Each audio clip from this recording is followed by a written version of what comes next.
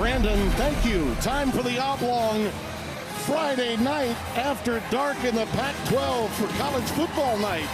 Here on the Palouse, you see the Washington State Cougars making their way out on senior night for this matchup, and we welcome you alongside Spencer Tillman, Josh Sims, who you'll hear from shortly. I'm Tim Brando. Well, you know the Deion Sanders story. Coach Prime and his team, the darlings of September, got a dose of reality, Spencer, in the month of October. So here we are in November, and he told us yesterday we're learning how to win again.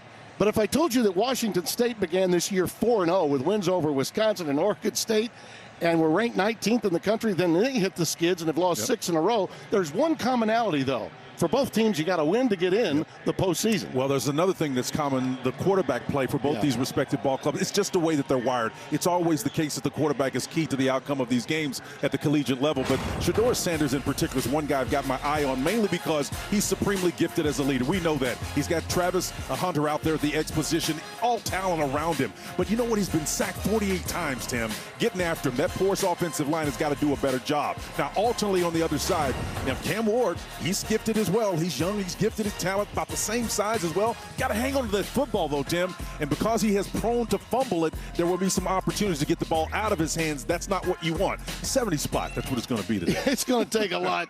A track meet or a race, which means our NASCAR sideline commentator, Josh Sims, has more, and it's on Coach Prime.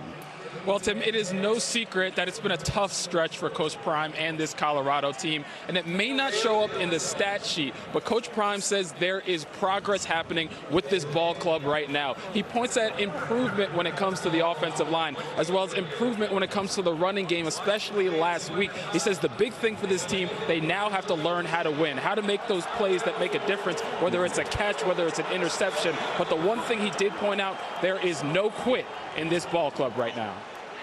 November is to be remembered, but it can also be a road-weary team fighting through some flu bug activity. That's Deion's story. What about his team? He'll feel a lot better if they can get a W tonight.